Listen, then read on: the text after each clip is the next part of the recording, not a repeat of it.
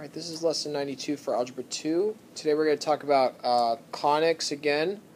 Conics is a section of math, but we'll talk about parabolas specifically. You've actually graphed them before, those quadratic equations, and we talked about, today we're going to learn about the focus and the directrix of these.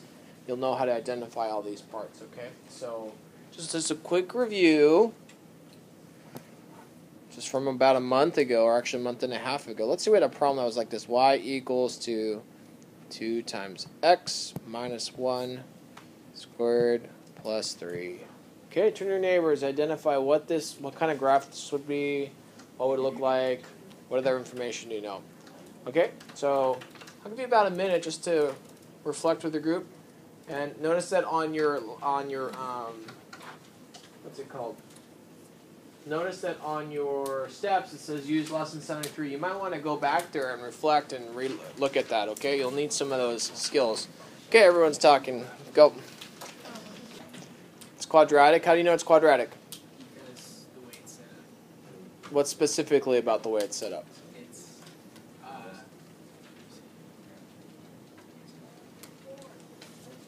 Okay, someone else. Yeah, Ashley. Sure you do. But we're not talking about Friday. We're talking about day 73. Look at the exponents. Not a trick question. Yes, Juliana. Because of the squared. Good. It's squared, right? Do y'all see how it's x squared? Do y'all see that? Okay, good. So that's absolutely right. X squared. So it's quadratic. Is it going to open up or down? going to open up. How do you know? Because we checked that.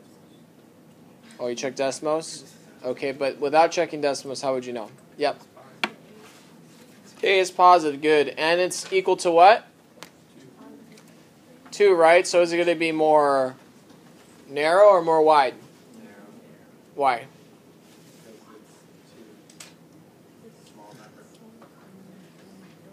It's 2. It's going to be more narrow. Let me tell you, the farther the number gets away from 0, the more narrow it gets, okay? So 2 is farther from 0 than 1, right? So 1 will be more wide. And then it gets really close to 0. All of a sudden it's so wide, and then all of a sudden it becomes 0 and it's flat.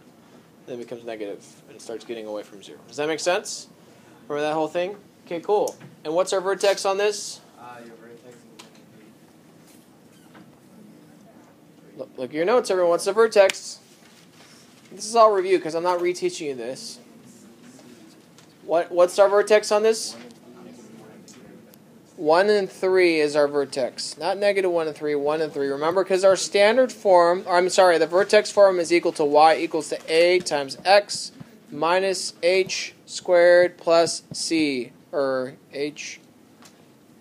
minus x minus, how did I write it down? H or k? Day 73. I think I put h and k. Yep. X minus h squared plus k. Remember this whole thing? Yeah. Good. H, you see how it's minus h? So h has to be positive 1. You see that? K is plus k, so it's positive 3. Okay, and one more thing. Remember how I told you like this the parabola or the graph is like a football team or like a dance team or a cheer team. You have the central person. So like in a football game, let's say you're doing a play, they have the ball, right? That's the center, and then you got of the whole play, and then what happens to all the players around the ball when they set up? Do they set up randomly? Formation. There's a certain formation, right? Just like a dance, like let's say there's a performance, there's the main dancer in the performance. Where do the other dancers line up? They're around the same that main dancer. Let's say there is a cheer formation, and there's a central person in the cheer formation. Where does everyone else line up? That's right. Or him. There's male cheerleaders, college and high school. Why don't we have male cheerleaders in high school? I don't know. Wouldn't that raise the game? Yeah. Yeah. Okay. Why don't you try out, Jonathan, next year? Full college. I'll see you on national TV. That'll be good. Nothing wrong with it. Okay, anyways. So, that's all a review. One more thing. Okay, remember how there was a formation? There's a T-chart. Remember this T-chart? We had A is equal to 2. Remember this whole thing? Left, right, 1, left, right, 2. Left, right, 3. Remember all this? Remember how I talked to you about the formation? Yep. Let me just quickly remind you. 1 squared, this is how we figured it out. 1 squared is 1 times our A is 2. So you'll put 2 here. And we're going to graph it. You'll see how that works out. 2 squared is 4 times our 2 here is 8. 3 squared is 9 times 2 is 18. Right? Remember this whole thing? I hope so. Okay, this is all a review, okay? So if you're on the video, here are the steps. Today I'm going to ask you to pause the video here and write this down. Okay, the new things you're learning today, we are going to graph, and we're going to actually graph up and down today, and also ones that are left and right. Yeah. Okay? So that's kind of cool, right? Yeah. We're also going to figure out this thing called the focus and directrix. So we're not going to talk about why they're there, but we are going to discuss today how do we get it. We need to figure out this number C. You should make sure you have that formula in there. And then we're also going to talk about how to plot that inside. Focus is the point on the inside, and then the directrix is on the opposite side. It's going to be in the form of a line. And then, of course, axis of symmetry. Symmetry, remember, like your face is symmetrical, or it should be symmetrical, right? You should have an eyeball on the left side and right side, right? Nostril, teeth, ears. Okay? Eyebrow. You don't want to just have an eyebrow on one side. If you're missing an eyebrow, that's okay. All right. This is tripped. All right, here we go.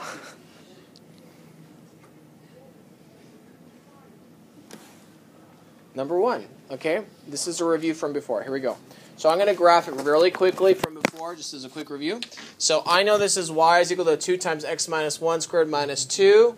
So A is 2. And then look at this. It's already solved for me. I got h and k, so I got my my vertex is going to be 1, negative 2. And then our A is equal to 2. That means I know, since it starts with y, and it's x squared, I know it's going to open up. It's positive. Okay? So I'm going to go to my vertex, 1, negative 2. 1, negative 2. Plot a point here. And then I'm going to do my left-right table. Left, right, 1. Left, right, 2. Left, right, 3, etc. Plot my table. A is equal to 2. 1 squared is 1 times 2 is 2. 2 squared is 4 times 2 is 8. 3 squared is 9 times 2 is 18. This is all review from before. And then I go to my vertex. I go left, right, 1. If I go left or right 1, I'm going to go up 2. So I'm going to have a point right here and right here. Right? Left 1, up 2, right 1, up 2. Back to my vertex. Left 2, up 8. Left 2, 1, 2, up 8. So it's going to be all the way up here. And then right 2, up 8. Point right there. And plot my point here, and of course I'm going to draw my curve. I can't put any more points down on this graph because it's, limited on a sheet of paper, but this graph does go infinitely in each direction, okay? And that's it. This is all we've learned from before, right? This is all review. Now, how do we figure out a focus and directrix? Here's the new stuff. I'm going to put it in a different color. Let me put it in green.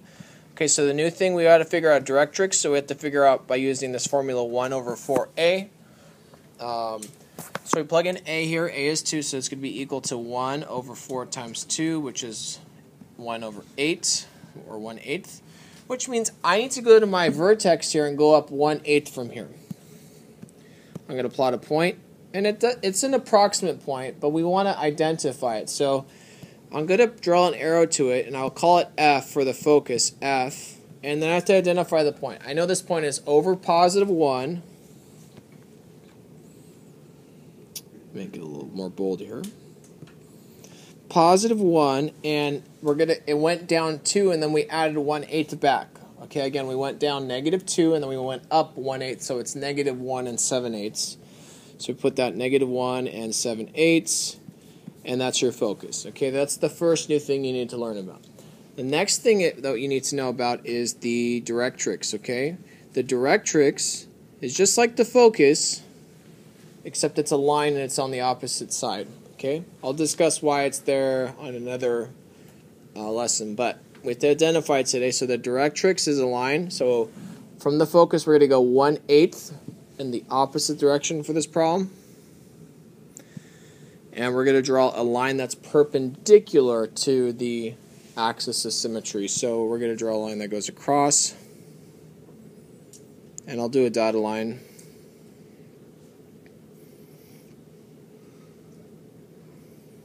Okay, and this is called our directrix.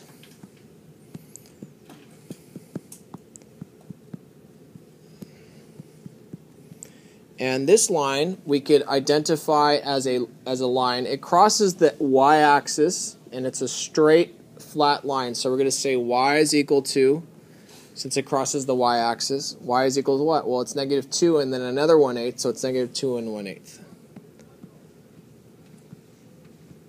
Okay? And then, of course, we have an axis of symmetry. Some of you had me your freshman year remember AOS, that whole thing. Yes? I hope so. Axis of symmetry goes down the center here of the whole parabola, and we call that our AOS. And this is just a vertical line, and it crosses the x-axis at +1. So x is equal to 1. And then we have our min or max. Now, notice how this graph goes down to a certain point and then goes back up. There's a minimum point it has. There is no maximum. It goes on forever. So the minimum is actually at -2, but we won't put that in there because there'll be a lot of dots and stuff. But you should know that this has a minimum at y equals to -2. And that's it. Okay? Yes? What's that in the green writing on the graph? It says F. That's your focus. It's an ordered pair, -1. It's kind of hard to see. Let me make it a little darker. This is what it says. It says it's an arrow, and it says F 1 -1 and 7/8. Is that better? Or it's still kind of messy? Okay, and that's it. Today is a bunch of identifying. Okay, a lot of identifying is occurring on this today. So it's a lot of math, not a lot of application, not a lot of concepts. Today's one of those procedural days you have to kind of just have to get through it, okay? So I'm going to pause it here. I would like the ones to tell the rest of the group, how did I just identify all this stuff? And you can write this down, okay? Ready, set, go. 2.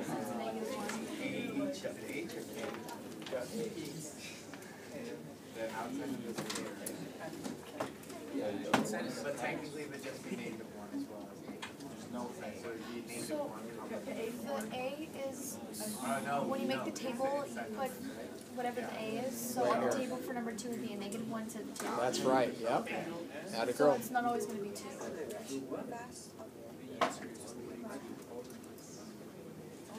So it's not always going to be 2. That's right, it's not going to always be 2.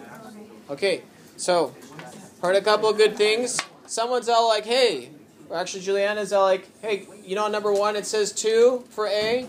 When you make a table you put 2 in. Do you always have to put 2 in? She's like, because on number 2 A is equal to -1. Do I use -1? I was like, yeah, that's exactly right. You're going to use A of -1. What else did you notice? What are some other things? X and Y are flipped. Oh, that's interesting. Okay, what else did you notice? Okay, let's see how this affects things. Let's all go to Desmos. This is new. It's okay to explore. Let's plug this in, number 2. Tell me what you see. Okay? If you're on the video, put this into Desmos. I won't put it on there, but you'll see the final graph. Okay? Put it into Desmos. If your iPad's not there, it's probably here. So come and get it or check underneath your desk.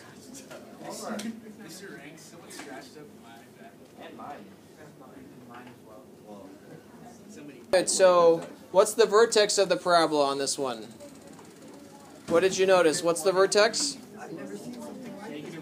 Negative 1, 3. Good. So I'm going to write this down on my iPad so you can see it.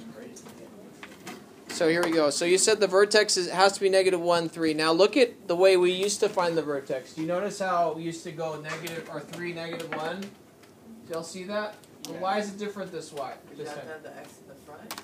We have the x in the front this time, okay? It's kind of weird. So when the parabola has, it's solved for x, but then there's a y squared, you're going to have a sideways parabola, okay? Right? So then you got to think about your vertex differently. So in this one, your vertex can be negative 1, 3. Okay? What's your a equal to here? Negative 1. Okay, good. So we're going to write that down. So on this one, when it says x is equal to it, this is the form you need to write down. X is equal to a times y minus k squared plus h. Okay, can you write this down? This one's different than the first one, right? Because the other one was h and k. This one's k and h. But we still want to write them down in order. Okay? Okay, cool. So now we just start plotting it. So this one starts with x, and it has an a of negative 1. So is it going to open up, down, left, or right? Okay, let me give you a couple reminders. Remember, when y goes down, it's negative. Y goes up, it's positive. When x goes left, it's negative. X goes right, it's positive. So it's going to open left, right, up, or down? Left. Good. Left is correct. That's a great prediction. So we're going to go to negative 1, 3, up 3. Plot your point. Okay. And then we got your a is negative 1. So now we're going to start doing our left-right table. Your left-right table, do it the same way, except you're going to have to turn your head to do this one, okay? So, we got left-right 1, left-right 2, left-right 3, so forth, right? And you said a is equal to negative 1. Here we go. What's 1 squared, everyone? 1 squared. 1 times our a is? Negative 1, right? So then when we go to our vertex, we're going to go start here. We're going to go left or right 1 or up and down 1. Just turn your head, and then you're going to go left 1, over 1. You should have a point right here. Or right 1, over 1. You should have a point here. Okay, next one, left, right 2. 2 squared is? 4. 4 times our a is? Negative 4. Excellent. So we're going to put negative 4 here. You go left, right 2, and over 1, 2, 3, 4. Put a point here. And right 2, and put a point 1, 2, 3, 4 right here. Okay, and then we have left, right 3 is 9. 9 times negative 1 is negative 9. We don't have room for that, so now we're just going to plot it. But, of course, there would be a point over there.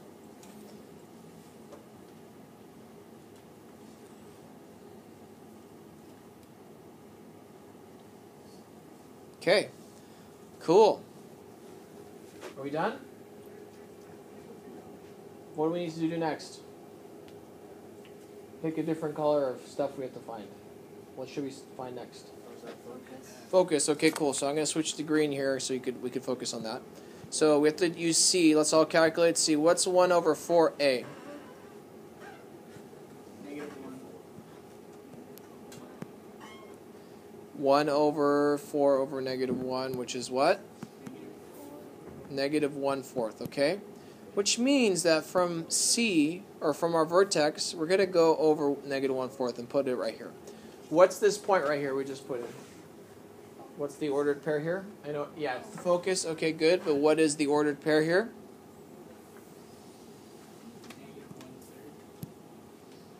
A little bit bigger, negative 1 and 1/4, right? Isn't the focus here negative 1, 3? So this one should be negative 1 and 1/4, 3, right? So we're going to write that down.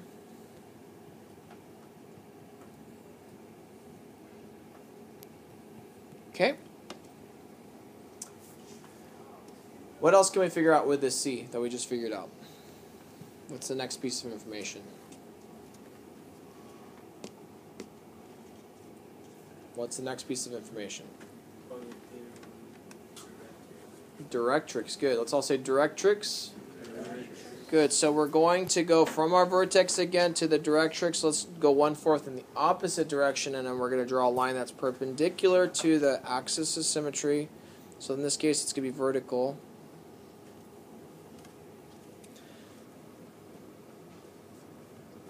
I'm trying my best to put it down here.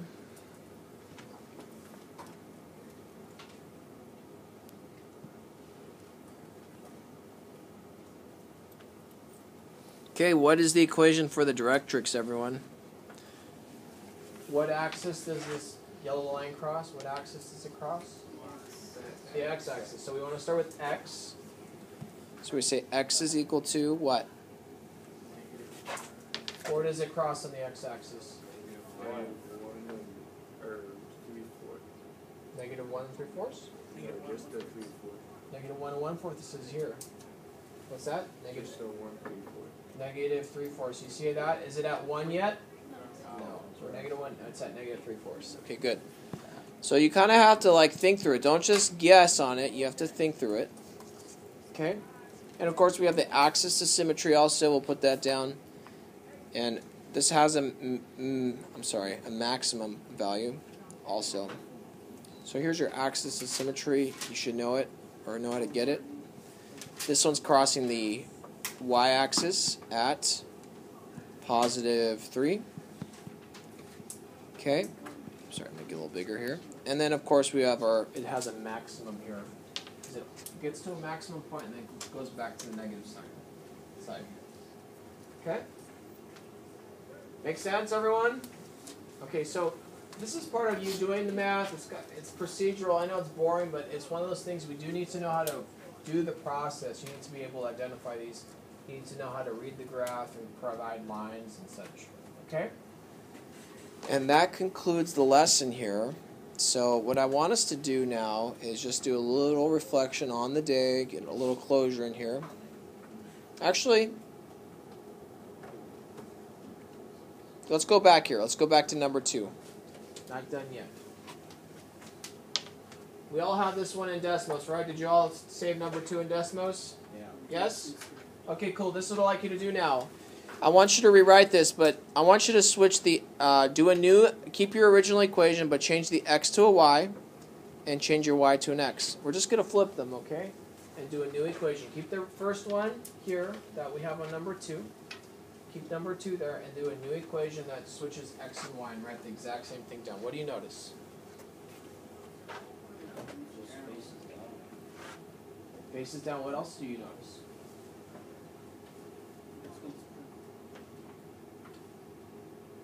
What do you notice about the vertices? It's 3 negative. Okay, what about the vertex of the original problem?